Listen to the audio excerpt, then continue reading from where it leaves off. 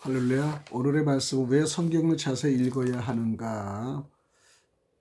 본문 말씀은 이사야 34장 16절입니다. 너희는 여호와의 책을 자세히 읽어보라.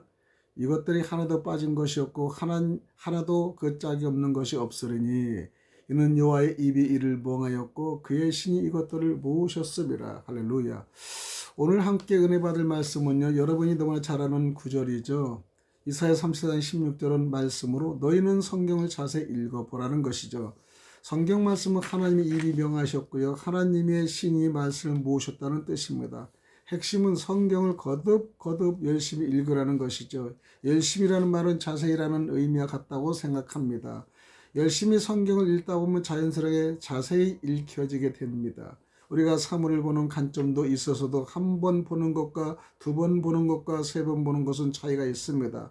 보면 볼수록 전에 보이지 못했던 부분을 우리가 발견하게 됩니다. 그렇게 거듭 보는 가운데 전에 알지 못했던 사실을 알게 되고요, 안목이 깊어지는 걸 가리켜 성경을 자세히 보라, 그렇게 말씀하는 것이 아닌가 생각합니다. 세상 말에도요, 고기는 씹을수록 그 깊은 맛을 알게 한다는 말이 있지 않습니까? 지금은 사람들이 100세 시대를 살아가기 때문에 모두 건강에 신경을 많이 씁니다. 우리는 천성적으로 성격이 조급하고 다혈질이라 사람이라 그런지 음식을 오랫동안 입에 간직하지 못하고 있습니다. 그러나 어떤 분들은 건강을 위해서 음식물을 몇 번씩 입안에서 잘 씹어서 소화를 시키는 분들도 있죠. 그런 분들은 음식물을 자세히 보는 사람이라고 생각합니다. 좀 억지적인 표현이 몰라도 그런 생각을 갖게 되는 것이죠. 나는 성경을 처음 해볼 때 이상한 점들을 너무 많이 발견합니다. 내가 기억하는 몇 가지를 먼저 여러분에게 소개하는데요. 우선 민수기 22장 24절에서 나오는 발람은 왜 하나님께서 나중에 죽이셨는지 처음에 그것이 잘 이해가 되지 않습니다. 여호수아 13장 22절을 보니까요, 이스라엘 자손이 그들을 도륙하는 중에 부올의 아들 술사 발람도 칼날로 죽였더라. 어찌되었건 하나님이 주권적인 능력으로 개입하셔서 발람을 통해서 이스라엘 백성들을 축복하게 해주셨어요. 그런데 이스라엘 백성들에 의해서 나중에 발람이 죽게 됩니다. 발람은 하나님께서 나귀를 통해서 망신을 시켰지만은 그래도 하늘의 일을 위해서 잠깐 동안이나마 유익하게 사용하시는데 왜 그를 죽이셨을까? 이 부분에 선뜻 마음에 내키지 않았습니다. 또 이 부분도 이해가 가지는 않았습니다. 에스더에 보면 왕이 명령해서 하만 앞에 모두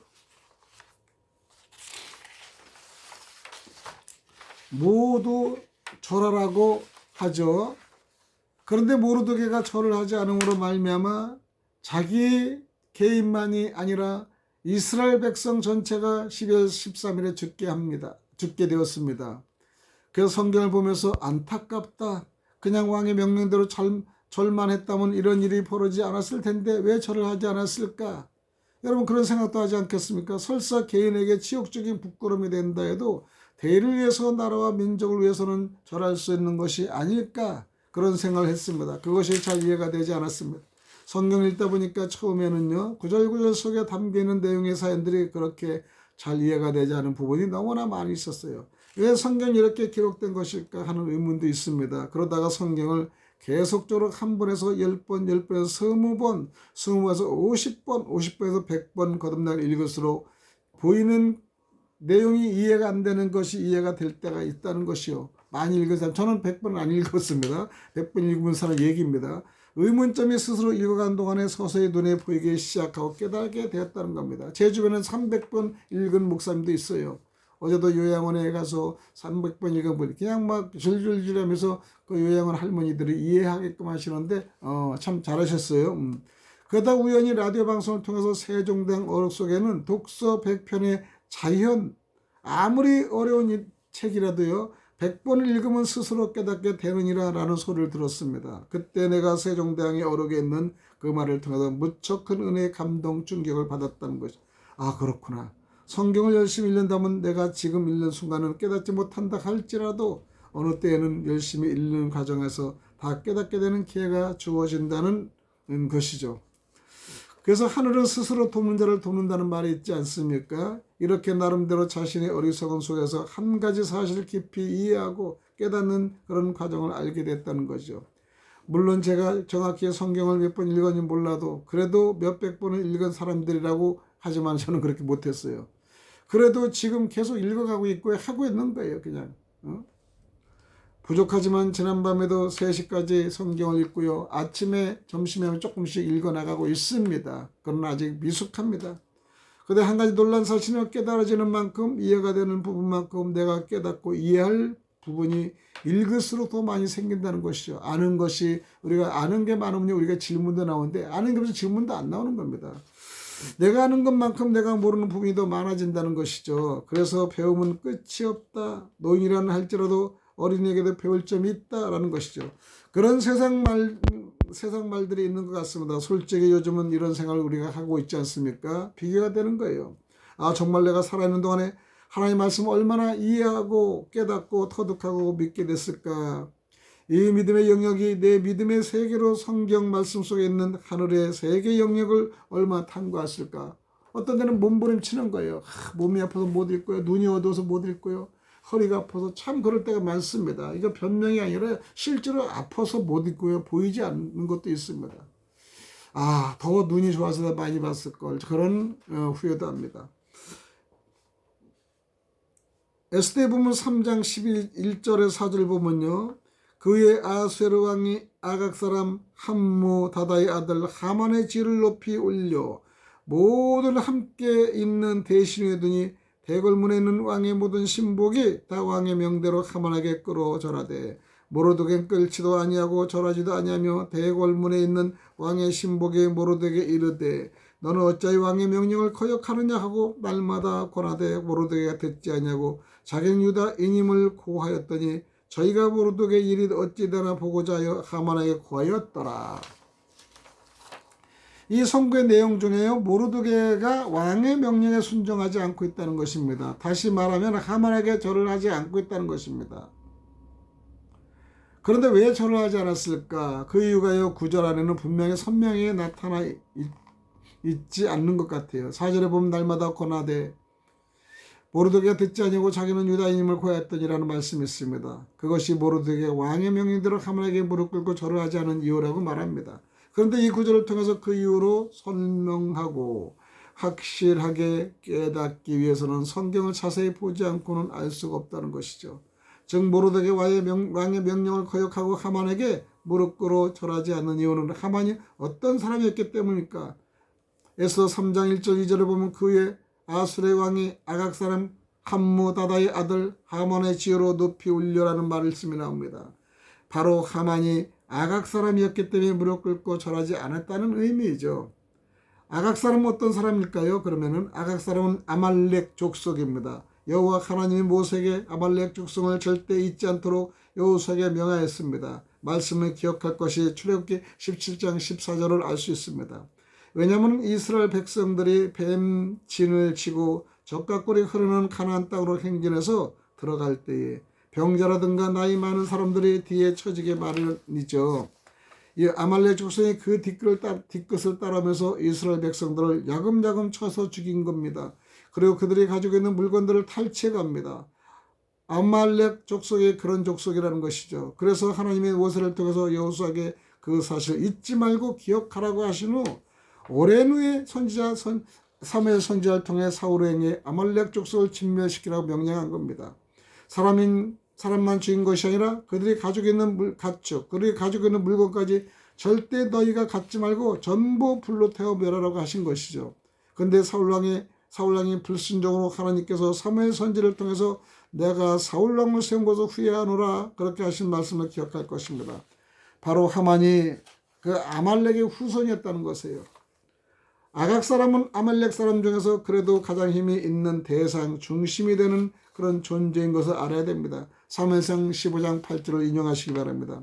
그것을 누가 알았습니까? 바벨론의 포로로 잡혀온 이스라엘 백성들, 남의 땅에 포로 잡혀온 사람들이 과거의 자신들의 역사를 온전히 알고 있는 사람들이 많지 않았습니다. 이스라엘 백성들이 다 잊어버리고 있었는데 그것을 모르드게가 알았다는 것이죠. 그래서 모르드게가 왕의 명령을 무시하고 나는 그런 인간에게 절할 수 없어 하고 절하지 않았다는 것입니다. 그 절하지 않았다는 것이 4절에 있는데요. 에스더 3장 4절에 날마다 고나드의 모르드게가 듣지 않냐고 자기는 유다 애님을 고하였더니 저희가 모르드게 일이 어찌 되나 보고자 하여 하만에게 고하였더라라고 기록되어 있습니다. 나는 이 사실을 처음에 몇 번 읽었을 때도 잘 이해하지 못했습니다. 그러다가 계속적으로 성경을 읽는 과정 안에서 내가 미처 깨닫지 이해하지 못했던 그런 부분을 조금씩 살펴보게 됩니다. 성경 구절을 거듭거듭 되씹어 보니까 바로 모르드게가 하만에게 왕의 명령 무시하고 무릎 꿇지 않고 절을 하지 않은 이유가 바로 이 구절 속에 있다. 이 구절 속에 모르드게 이런 신앙, 이스라엘 백성들이 소유해야 할 신앙의 정절과 순결, 믿음이 들어있는 구절이구나. 이렇게 성경 구절을 하나하나 깨닫게 되더라는 사실을 여러분에게 소개를 하는 겁니다. 성경의 한두 구절에만 그런 특정한 의미가 들어있는 건 아닙니다. 성경 전체 구절 속에는 바닷물을 먹물 삼아도 다 기록할 수 없는 내용의 세계가 끝없이 광활하게 펼쳐져 있다는 사실을 우리는 잊지 말아야 됩니다. 사람들의 삶을 통해서 나름대로 깨닫는 세상의 지식, 세상의 역사는 그 사람이 잠드는 순간에 모두 끝이 납니다. 그러나 믿음의 시간인 호라, 믿음으로 전개하는 하늘의 역사의 세계는 여러분들이 하나님이 주신 주권적인 은혜에 말미암아 하늘의 세계를 말씀을 통해서 깨닫는 믿음을 소유하게 된다면 그 믿음 우리가 설사 이 땅에 죽는다 할지라도 끝이 나는 것이 아닙니다. 영원히 존재하고 영원히 하나님이 살아 역사를 하는 겁니다. 성경에 아벨은 죽었으나 아벨이 지금도 믿음으로 하나님의 말씀을 외치고 있다는 말씀이 히브리서 11장 4절에 기록되어 있습니다. 나는 그것도 처음엔 참 이상하게 생각했습니다. 아벨이 가인에게 죽었는데 어떻게 죽은 사람이 지금도 외치고 있다는 말인가? 처음에는 그 구절도 이상하다 생각했습니다. 그런데 성경을 계속 거듭거듭 읽다 보니까 믿음의 역사는 영원한 실존의 영광의 역사구나 하는 것을 깨닫게 됩니다. 최근에 우리는 여러분에게 증거해드리는 말씀에 아담을 깊이 잠들게 하시고라는 말씀을 우리가 몇 번 듣지 않습니까? 잠의 깊이라면 얼마나 깊고 깊이 잠들게 하셨을까요? 얼마나 깊이 잠들게 하면은 그의 갈비뼈도 뼈 중에 뼈에 살 중에 살이로 가는 여자를 만들기까지 아담이 알지 못했을까? 즉 마취를 시킨 거예요. 그죠? 세상에 큰 수술일수록 마취제의 농도가 진해집니다. 2시간 수술 받는 사람은 2시간에 맞게 마취제를 사용하고 6시간, 10시간 수술하는 사람은 거기에 마취제를 맞춰서 씁니다. 마취제를 사용하면 사람이 의식을 잃게 되죠. 저도 지금 옆구리 신장에 결석이 생겨서 세석골로 좀 이 두 번째 하고 있는데 땅 그래도 계속 치는 거예요. 레이저로 치는데요. 마취를 안 하고 치니까요. 첫날은 그냥 넘어가도 두 번째는 많이 아프더라고요. 세 번째는 이렇게 되면 마취를 할까 생각하는데 일단은 마취를 하지 않고 하면은 고통이 있지만 빨리 상처가 낫는다 해서 좀 욕심을 부렸습니다. 두 전신 마취를 우리는 수술할 때 맞지 않습니까? 코 때문에도 전신 마취를 맞은 사람이 있고요. 그 다음 저는 대장 내시경 때문에도 위 내시경 때 전신 마취 안 맞으면 못해요. 그거는. 왜? 구토가 나서요. 마취가 링거에 들어가는 순간 의식적으로 살펴보면요. 어느 순간 정신을 잃게 되는 것일까? 그런데 저 경우는 영락없이 마취제가 혈관에 들어가는 순간에 가슴에 무언가 찬 기운이 있던 사람이 갑자기 뜨거운 방에 들어온 것 같은 어떤 감각적인 순간에 탁 정신을 잃게 됩니다. 그리고 오늘도 이렇게 했을 때요. 여기가 아프기 시작하는 거예요. 마취를 안 했을 때. 그런데 하나님은 얼마나 아담을 깊이 잠들게 하셔서 그의 뼈로 사람을 만들어내도록 아담을 잠들게 하셨을까. 참 대단한 거 아닐까 하나님이요. 예. 이 세상에 가장 깊은 잠을 자는 것을 우리가 이렇게 말할 수 있는 거예요. 사두개인들이 예수님을 찾아왔습니다. 처음에는 바리새인들이 가이사가 그려져 있는 돈을 가지고 예수님을 덫에 걸리게 하려고 합니다. 바리새인들이 실패해 두 번째 사두개인들이 찾아옵니다. 이스라엘의 계대법을 가지고 예수님에게 질문합니다. 7 형제가 다 큰 형수와 잠을 잤다. 그리고 다 죽였다. 부활 때는 누구의 아내가 되겠습니까? 사두개인들은 아주 자신만만했을 것입니다. 왜냐하면 그분에 대해서는 바리새인들도 사두개인들의 그 질문에 답을 하지 못했던 것이기 때문입니다. 그런데 예수님의 놀라운 말씀하십니다. 죽었던 사람들이 부활을 하면 천사와 같이 된다고 하십니다. 천사와 같이 된다는 말은 세상에 살던 모든 생각을 다 망각하고 잊어버리게 된다는 것이죠. 하나님의 절대 주권자인 섭리 속에서는 자유의지가 아니라 하나님의 절대적인 주권의 하나님의 의지 속에서 살아가는 대상이 된다는 뜻으로 말씀하신 겁니다. 지금 우리 방송을 듣는 청취자 여러분에게 이 말씀을 소개하는 이유도 있습니다. 사람이 죽었다가 부활을 하면은 전 창조시대의 삶의 의식을 티끌만침도 가지 못하고 부활의 사람으로 다시 생존할 수 있는 그 역사 자체도 마치 아담을 깊이 잠들게 하시고 그의 갈비뼈로 여자를 만드신 것과 같은 동일한 말씀의 역사로 볼 수 있다는 그런 생각을 갖게 된다는 것입니다. 욥기서의 14장 12절을 보면 사람이 누우면 다시 일어나지 못하고 하늘이 없어지기까지 눈을 뜨지 못하며 잠을 깨지 못하리라. 사람이 죽으면 절대 하늘이 바뀌기 전에는 부활하지 못한다는 겁니다. 자기가 살고 있던 하늘이 바뀌기 전까지는 절대 부활하지 못합니다. 그러니까 부활하기 위해서는 무엇이 바뀌어야 하겠습니까? 하늘이 새하늘로 바뀌어만 부활할 수 있다는 것이죠. 그렇기 때문에 계시록 21장 보면은 새하늘과 새 땅이라는 말씀이 나오는데요. 죽은 사람들이 언제 부활하겠습니까? 새하늘과 새 땅으로 바뀌어야만이 부활할 수 있다는 것을 알아야 합니다. 하나님이 아담을 깊이 잠들게 하시고 그의 갈비뼈로 뼈 중에 뼈여 살 중에 살이라고 고백한 아담의 고백처럼 여자를 만드셨다는 말씀과 부활과도 일맥상통하는 점이 있다는 것을 말씀을 드리는 겁니다. 그럼 깊이 잠들게 하시고라는 그 잠의 깊이의 촉도는 어느 정도일까요? 룻이 천사에게 끌려서 두 딸과 함께 소알성으로 가게 됩니다. 가는 동안 룻의 아내는 뒤를 돌아보면서 소음기둥이 되고 맙니다. 소알성에서 하늘에서 땅에서 유황불이 내려 소돔과 고모라, 아드마와와 스보임 네 성이 심판받는 것을 봅니다. 그래서 소알성으로 피했던 룻이요 두려운 나머지 산으로 도망을 가서 굴에 거하게 됩니다. 그러다 딸들이 이런 생각을 하게 됩니다. 우리가 결혼해야 될 대상들은 하나님 심판을 다 죽였고 이제 우리가 씨를 낳기 위해서는 부득이 아버지의 씨를 우리가 받지 않고는 안 되었구나. 이거 생각을 누가 줍니까? 이것도 다 영이 받는 거예요. 그래서 두 딸이 슬픔과 비통 속에 젖어지는 아버지 롯에게 술을 먹이고 큰딸과 둘째 딸이 아버지의 씨를 받게 되는 것이죠. 그래서 그 씨를 받게 된 조상이 모압 조상이 되었고 암몬 조상이 되었다는 것입니다. 여기서 여러분이 한 가지 깊이 생각할 점이 있습니다. 행여 이것도 하나님이 깊이 잠들게 하시고 두 딸을 통해서 아버지의 씨를 받게 하신 것이 아닌가? 그렇게 오해하지는 말라는 것입니다. 세상에 이런 말이 있습니다. 시중에 나는 필름이 끊어졌어. 술을 너무 많이 먹어서 어느 순간 또 기억이 나지 않아. 나도 그런 체험을 해본 적이 있어. 옛날에 술을 잘 먹었기 때문에 술로 인해서 순간적 기억을 놓쳐버린 것이 아마 몇 번 전 있었을 것 같다. 그리고 이런 말도 합니다. 치중유골, 치중의 진담, 진실한 말을 하기도 한다는 그런 말도 있다는 것이요. 우리는 여러분에게 지금 전하고자 하는 말씀의 의미는 무엇일까요? 바로 깊은 잠의 그 깊이 척도를 말하는 것입니다. 바꿔 말하면 룻이 치중이 중이었지만 치중의 딸들이 자기 몸을 통해서 자기 씨를 빼내어 가는 것을 몰랐느냐는 문제입니다. 룻이 모르지는 않았겠습니다. 룻이 알았다는 것이죠. 아무리 치중이라 할지라도 남자가 씨를 뱉어낼 때는 룻이 모를 리가 없는 것이죠. 이것은 육적인 문제가 아니라 영적인 문제입니다. 사도 바울이 이런 말씀하신 것을 기억하기 바랍니다. 다른 죄는 몸 밖에서 죄를 짓는 것이지만은 간음은 몸 안에서 죄를 짓는 것이라. 고린도전서 6장 18절입니다. 그 말은 간음은 육적인 죄만이 아니라 영적인 죄도 아울러 짓게 된다는 뜻입니다. 그렇기 때문에 두 딸이 아비의 씨를 빼내려갈 때도 롯의 영혼이 모를 리가 없다는 것이죠. 영육 간의 문제가 개입되어 있기 때문이다.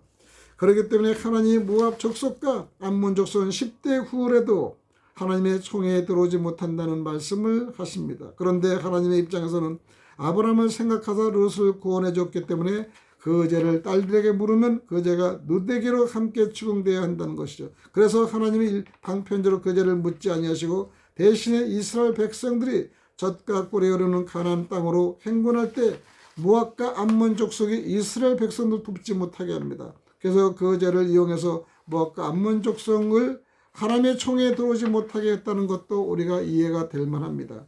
깊이 잠들게 하시오의 참의 깊이의 척도는 육신의 소욕이 성령의 소욕을 알지 못하게 했다는 것이죠.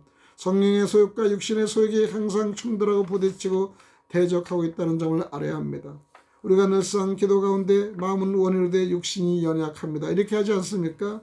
그런 신앙 고백을 우리는 잘합니다. 우리가 성령의 소욕대로 자기 살기를 원하지만 육신의 소욕이 우리를 그대로 방관하지는 않습니다. 성령의 소욕이 강해질수록 육신의 소욕도 함께 더 왕성하게 대적을 하게 됩니다. 깊은 잠이란 성령의 소욕이 하는 일을 육신의 소욕이 알지 못하게 하는 것, 그것이 깊은 잠이란 뜻이죠. 오늘 우리 청취자 여러분에게 무엇을 말씀해 드릴 것이냐면 바로 이 성경 구절은 이렇게 구절구절마다 구속사의 깊고 오묘한 말씀의 세계를 무한정 담고 있다는 것이죠. 그렇기 때문에 요한복음 21장에서 사도 요한이 예수님의 공생의 3년 동안에 이 땅에 오셔서 하신 말씀을 다 기록한다면 바닷물을 먹물로 삼아도 부족하고 거룩한 책을 지구 8만리 땅돈에 쌓아두지 못한다고 한 것입니다. 그것도 성경을 처음 읽을 때는 쉽게 이해되지 않은 부분. 그러나 예수님이 그냥 예수님 많은 말씀하셨다는 상징적인 의미겠지, 그렇게 생각할 수밖에 없을 때가 있습니다. 그러나 성경 읽으면 읽을수록 그것은 비유와 상징이 아니라 실제적으로 지구 땅돈에는 창세기 1장 1절에 기록한 창조와 세계를 기록하는 말씀을 쌓아두기로 감당할 수 없습니다. 그렇게 성경 한 구절 한 구절 속에서 창조 원리를 통해서 창조하신 창조의 세계와 그 창조의 세계를 통해서 하나님이 이루시고자 하셨던 구속사의 구원의 영광의 세계의 모든 것들이 다 들어있다는 것을 말씀하고 있는 것입니다. 창세기 2장 7절의 말씀에 하나님이 아담을 흙으로 만드셨다고 간단하게 기록되어 있습니다.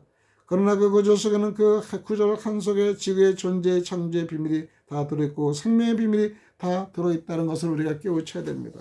바꾸어 말하면 사도 요한이 말한 것처럼 공생의 3년 동안 예수님이 이 땅에 오셔서 하신 말씀을 기록하면, 한마디로 얘기하면 지구 땅덩이 부피 무게마다 훨씬 많아서 감당할 수 없다는 것이죠. 그렇기 때문에 우리가 성경을 그냥 몇 번 정도 읽어보고 10번 정도 읽어보고 마치 성경을 하나님의 말씀의 세계를 다 아는 것처럼 생각하는 그 생각이야말로 얼마나 어리석으냐 이 말씀하는 겁니다. 미련하다는 것입니다. 하나님의 말씀을 듣고 깨닫고 행하라고 계시록 1장 3절에 말씀하시는데, 이 예언의 말씀을 읽는 자와 듣는 자들과 그 가운데 기록한 것을 지키는 자들이 복이 있나니 때가 가까웠느니라. 할렐루야. 그렇기 때문에 우리가 성경을 멀리해서는 안 된다는 것입니다. 자세히라는 의미는 깊이라는 의미와도 같습니다. 즉 바꾸어 말하면 이런 표현을 바울이 고백합니다. 내가 다 나된 것은 하나님의 은혜로 내가 되었다. 고린도전서 15장 10절의 말씀같이 그 말의 의미도 바울이 은혜의 깊은 잠 속에 빠졌다는 거 아닙니까? 바울이 결정적으로 가장 깊은 은혜의 잠 속에 빠졌을 때 바울이 어디에 있었습니까?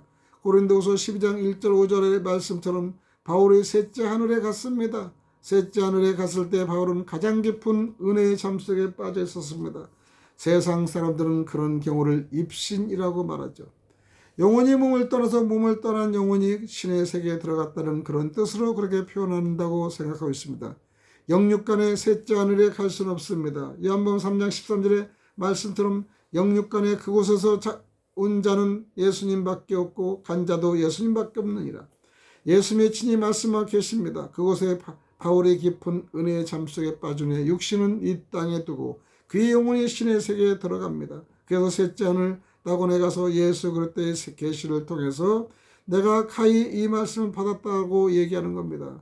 고린도후서 12장 1절 5절까지 말씀을 보면 깊이 잠들게 하시고 우리가 은혜의 깊은 잠에 취해 있을 때, 성령의 깊은 잠에 우리가 취해 있을 때 우리의 몸과 혼과 영을 하나님의 대수술을 해주시리라 하는 겁니다. 그렇게도 말씀을 할 수 있다는 것이죠. 하나님이 우리를 친히 주관하시며 섭리하시는 주권적인 섭리 역사의 세계 속에서 그것을 단행시킬 때 하나님은 우리를 깊은 은혜의 잠에 취하게 하시고요, 잠들게 하시고요, 역사하시게 되어 있다는 것을 우리는 알아야 되고 깨우쳐야 됩니다. 나도 그런 잠을 한번 자본 적은 있습니다. 그 잠을 통해서 오늘 여러분에게 이런 말씀을 증거할 수 있는 은혜를 받은 적이 있습니다. 그래서 나도 바울이 가보았던 낙원을 한번 가본 적이 있었고요. 그 이후에로 가본 적도 있습니다. 깊은 잠을 자야 육신과 분리가 되는 분리의 과정을 통해서 육신이 알지 못하는 성령의 세계의 은총을 잊게 되는 것도 우리가 잊지 말아야 합니다. 이렇게 성경 한 구절 한 구절마다 가히 말씀의 정말 깊이와 높이와 넓이를 헤아릴 수 없는 말씀의 세계가 가득가득 성경 한 구절 구절구절마다 차있고 담겨있구나. 우리는 사실을 잊지 말아야 한다는 것이죠. 그렇기 때문에 우리는 성경을 열심히 읽지 않으면 안 된다는 것을 얘기합니다. 성경을 읽어야 합니다. 여러분들이 어떤 길을 가든 간에 어떤 생활을 하든 간에 여러분들의 손에는 여러분들의 마음속에는 하나님의 말씀이 절대 떠나서는 안 된다는 것을 깨닫기를 바랍니다. 저도 다시 한번 더 깨달습니다. 설교 준비하면서요. 이스라엘 백성들은 그렇기 때문에 저희 자녀들의 양손에 이마에 사랑이 평소 생활하면서 볼 수 있는 그런 표면 공간 외에는 다 하나님의 말씀을 기록하라. 그렇게 하나님이 강조하고 계심을 우리가 알아야 됩니다. 누가복음 9장 26절은 인자가 아버지의 영광 올 때 너희가 나를 부끄러하면 나도 너희를 부끄러한다 라는 뜻이 있습니다. 오늘 성도님들은 입으로만 오직 예수를 할 줄 알면서도 예수님을 상징하고 있는 성경책을 들고 다니는 것 가지고도 다니는 걸 부끄러워했지 않았습니까? 아주 난처하게 생각하고 불편하게 생각하지 않았습니까? 그런 마음을 가지고 있는 사람들의 진실로 은혜의 깊은 잠을 잘 수 있을까 생각해 봅니다. 말씀의 깊은 잠이 잘 수 있을까 생각해 볼 줄 알아야 되는 것이죠. 우리는 자기의 내색을 했기 때문에 발람을 잠깐 언급하고자 합니다. 발람이 하나님의 주권적인 은혜로 강권적인 은혜로 이스라엘 백성들을 3번 저주해야 할 장소에서 3번 축복을 해준 거예요. 놀라는 사건 아닙니까? 세상적으로 말하면 나에게 개망신을 당한 것이죠. 여러분들이 집에서 키우는 강아지가 사람의 말로 여러분을 책망했다고 생각해봐요. 그 강아지를 볼 때마다 그 사랑스러운 강아지가 증오의 대상으로 바뀔 수 있는 가능성도 있다고, 그리고 걔를 없애버릴 겁니다. 나를 건방지게 이렇게 망신을 시켜줘 이럴. 사람도 아닌 심승의 책망을 받는 발람, 어쩔 수 없이 하나님의 주권적인 역사 속에서 이스라엘 백성들을 축복해 주지만 돌아간 발람이 두고 무슨 생각을 가졌겠습니까? 나에게 책망을 받았다는 그 씻을 줄 없는 5.5 모욕을 씻어낼 방법은 없었습니다. 그냥 발람이 어떻게 했습니까? 이스라엘 백성들이 모두 죄를 지을 수밖에 없도록 이스라엘 백성들 가지고 있는 취약점을 이용하고 응용해서 모압 사람들에게 칼을 대지 않고도 그들을 죽일 수 있는 모략을 가르쳐 준 것입니다. 바로 우송을 섬기는 제사에 그들을 칭해서 그들로 하여금 먹고 마시고 가늠하게 만들었습니다. 광야길을 가던 사람들이니까 아마 그런 먹는 것에는 또 제사의 가늠에 대하여 절제할 생활을 할 수밖에 없었던 그 점을 이용해서 발람이 모압 사람들의 그런 대책과 방편을 활용하고 이용하겠다는 점을 우리가 알아야 됩니다. 그것이 바로 발람이 모압 사람들에게 마지막에 주었던 계책 중 하나가 민수기 25장 1절 이하입니다. 그래서 하나님이 나중에 이스라엘 백성들을 통해서 발람을 칼로 죽이게 했다는 것을 알아야 한다는 것이죠. 또 한 가지 솔로몬 왕이 있죠. 그때 누가 왕이 들어갔습니까? 요압과 아비아달이 도와준 사람이 아도니아입니다. 왕위를 차지하는 데 실패한 아도니아가 제단 뿔을 잡고 용서를 구하면서 솔로몬 왕에 용서해 줬습니다. 그러나 내게서 조그만 악의 모양에도 내게 보이면 내가 결코 용서치 않아. 그리고 돌려보냈습니다. 그런데 아도니아가 누구를 찾아왔습니까? 솔로몬의 어머니 밧세바를 찾아와서 아도니아가 무엇을 요구했습니까? 다윗이 마지막에 따뜻한 체온을 유지하기 위해 사용했던 이스라엘 가장 아름다운 동료 아비삭, 그 여자를 자기 아내로 달라고 요구했습니다. 그 소리를 듣고 솔로몬이 부하를 보내서 아도니아를 단칼에 죽입니다. 여기에도 여러분이 꼭 알아야 할 내용은 있습니다. 이것이 누구의 계책일까요? 아도니아가 그냥 단순히 아름다운 여인 아비삭을 아내로 삼겠다는 하는 개인적인 욕망에서 의해서 그런 것일까? 그러나 거기에 놀라운 빛이 감춰져 있습니다. 그것이 누구의 계책일까요? 요압의 계책입니다. 요압이 시킨 것이죠. 물론 표면적으로 이런 말이 나와 있지는 않으나 그러나 성경을 자세히 보면 그것이 바로 요압이 꾸민 것이라고 놀라운 사실을 발견하게 되는 겁니다. 그럼 요압은 왜 아도니아에게 아비삭을 구하게 했습니까? 만약에 솔로몬이 지혜가 없어서 어머니가 부탁한 대로 그래요. 그러면 그렇게 하죠. 그리고 아비삭을 아도니아의 아내로 주었다고 합시다. 아비삭은요 마지막 순간까지 다윗이 잠들 때까지 다윗의 품에 있던 여자애가 아닙니까? 그런 아비삭을 아도니아가 아내로 얻었다면 아비삭을 통해서 아도니아가 다시 왕이 될 수 있는 모략과 방편을 만들어낼 수가 있다는 것이요. 다윗을 가장 잘 아는 아비삭이 아닙니까? 그래서 정보를 빼낼 수도 있습니다. 다시 말하면 사실은 다윗 왕이 나단 선지자와 밧세바에게 그런 말씀을 하지 않았는데 그들이 솔로몬을 왕으로 만들고자 거시로 그렇게 역사를 한 것입니다. 아비삭이 만약에 그렇게 발설하고 증언하게 된다면 큰 혼란이 오게 되어 있는 것이죠. 요압이 아비달과 그것을 이용해서 대반전을 시킬 수 있는 기회를 만든 것입니다. 그렇기 때문에 아도니아에게 아비삭을 요구하려고 한 것이 누구의 계책이었을까? 그런 것입니다. 이 목적을 가지고 요압이 아도니아에게 계책을 준 것이죠. 물론 표면적으로는 내가 말한 이런 내용이 성경에 기록되어 있지는 않을 겁니다. 그러나 여러분들이 성경을 자세히 읽어보면요, 거듭거듭 읽어보면요, 그런 내용의 세계를 억지로 지어서 이런 것일까 저런 것이가 상상으로 그런이 그려지는 것이 아니라 내가 원치 않아도 자세히 읽다 보면은 그 실제의 그림의 세계가 당연히 보이고 떠올라서 자연적으로 알게 되는 것이 하나님의 섭리고요, 성경의 섭리입니다. 우리가 태어나서 누가 가르쳐주지 않아도 본능적으로 어린 아이가 나이를 먹으면 엄마 아빠 이렇게 말을 배우듯이 성경을 자세히 읽고 또 읽으면요, 그 구절구절 속에 들어있는 그 믿음의 세계가 아주 자연적으로 서서히 눈에 비치도록 보이게 되고요, 떠오르게 된다는 겁니다. 억지가 아닙니다. 이것은 이런 것이 아닐까, 저런 뜻이 아닐까, 그런 생각을 갖기 전에 이미 그 세계의 그림이 보여지고요, 그 사람 속에 있는 개개인의 성격 모사가 다 눈에 보여지게 된다는 것을 우리는 깨닫기를 바랍니다. 그래서 성경을 자세히 읽어보라는 것이죠. 베드로서 3장에 보면 이런 말씀이 나옵니다. 너희 마음에 샛별이 떠오르기까지 그때까지 성경을 읽고 기도하라 라는 것이죠. 읽고 기도하면 내가 억지로 어떤 그림을 그리는 것이 아니라 내가 보고 싶어하는 것이 내가 원하기도 하기 전에 그 그림이 샛별처럼 떠오른다는 것이죠. 성경을 읽지 않으면 안 됩니다. 성경 읽어도 그만, 안 읽어도 그만, 자유주의로 선택될 수는 상언합니다. 성경을 읽지 않고 예수님을 안다, 예수님을 사랑한다, 하나님을 경외한다, 믿는다고 하는 사람들은 다 거짓말장입니다. 왜? 요한복음 5장 39절에 예수님이 말씀하십니다. 너희가 영생을 얻기 위해 성경을 읽는 것이 아니냐? 그 성경이 곧 나를 증거하는 것이다. 성경이 예수님이다. 성경을 읽지 않고 예수 믿는다, 사랑한다, 우리의 구주시다, 생명이시다, 영생이시다. 그것은 입에 발린 것이시다. 성경을 읽어야 한다는 것이죠. 성경을 읽지 않으면 깊은 은혜의 세계를 체험하지 못하는 겁니다. 깊은 잠을 잘 수가 없다는 것입니다. 은혜의 깊은 잠을 자야 하나님께서 개입하셔서 여러분들의 구조적인 특성을 이용해서 여러분들에게 빌립보서 3장 21절의 말씀을 역사하실 수 있는 겁니다. 빌립보서 3장 21절에 그가 만물을 자기에게 복종케 하실 수 있는 자의 역사로 우리의 낮은 몸을 자기 영광의 몸의 형체와 같이 변케 하리라. 할렐루야.